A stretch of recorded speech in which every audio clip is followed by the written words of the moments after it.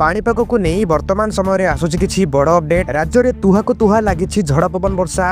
अपराह्न पर राज्य में कुआपथर सहित झड़ पवन तोफान देखा जाउछि। एपरिक राति में किसी जगार कालबैशाखीर तांडव देखा मिलूँ। मोटामोटी भाव कहू गले राज्य में प्रबल गरम और ताती मिलूँ मुक्ति। प्रबल वर्षा सांग को बिजुली घड़घड़ी राज्यर विभिन्न जिला गुड़िक देखा मिलूँ। तेबे यार प्रभाव आहरी बढ़ आसंता 6 तारिख जाए आंचलिक पाणीपाग विज्ञान केन्द्र पक्षर जारी कर सूचना मुताबक कालबैशाखीर प्रभाव रहिबो। तेबे चलंतु देखिबा आसंता 24 घंटा मध्य राज्यर केउ सब जिला गुड़िक वर्षा पवन झड़ होबाकू जाउछि। केउ जिला गुड़िक येलो वार्निंग जारी कर जाछि, ता सहित केउ जिला गुड़िक ऑरेंज वार्निंग जारी कर जाछि। कुआपथर वृष्टि झड़ पवन और प्रबल वर्षा को नहीं केउ सब जिला गुड़िक हाई अलर्ट जारी कर जाछि। ए वीडियो को संपूर्ण देखंतु, ताहाले आपण माने जानि परिबे। वीडियो को संपूर्ण देखिबा सहित गोटिए लाइक मध्य करिनियंतु। ता सहित चैनल रे नथिले चैनल को सब्सक्राइब करी आपण मानकर केउ जिला वर्तमान समय पाग किभଳି रहिछि हमकु कमेंट माध्यम रे जणांतु।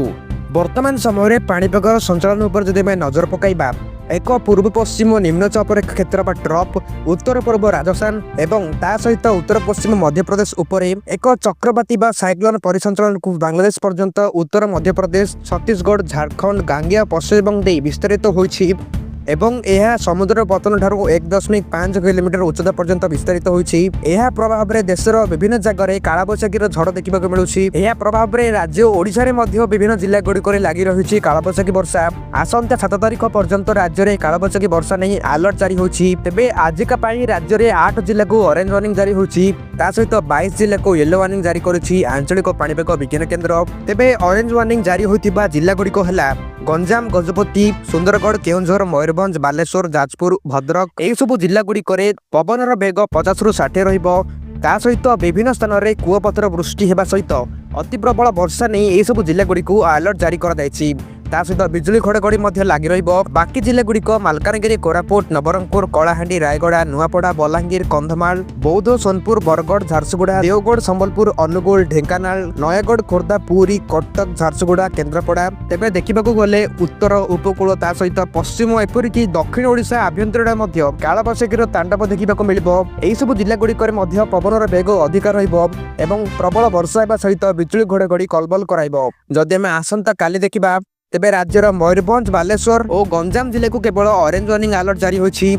एई सब जिला गुड़िक सेम प्रभाव रहिबो, जेपरिक बिजुली घड़घड़ी सहित अति प्रबल वर्षा, ता सहित गोटे किंबा 2 स्थान में कुआपथर वृष्टि देखा जाय पारे। बाकी सब जिला जेपरिक मालकानगिरी, कोरापुट, नवरंगपुर, रायगड़ा, कलाहांडी, नुआपड़ा, बलांगीर, कंधमाल, गंजाम, बरगड़, सोनपुर, बौद्ध, नयागढ़, खोर्धा, पुरी, कटक, जगतसिंहपुर, केन्द्रापड़ा, भद्रक, जाजपुर, ढेंकानाल, केउंझर, अनुगुल, देवगढ़, सुंदरगढ़, झारसुगुड़ा एपरि प्रभृति जिला गुड़िक येलो अलर्ट जारी करा जायछि।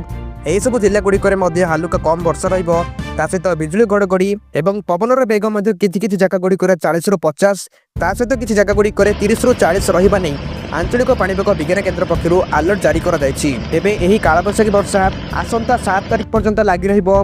7 तारिख पर्यंत राज्यर विभिन्न जिला गुड़िक अलर्ट मध्य जारी कर जायछि।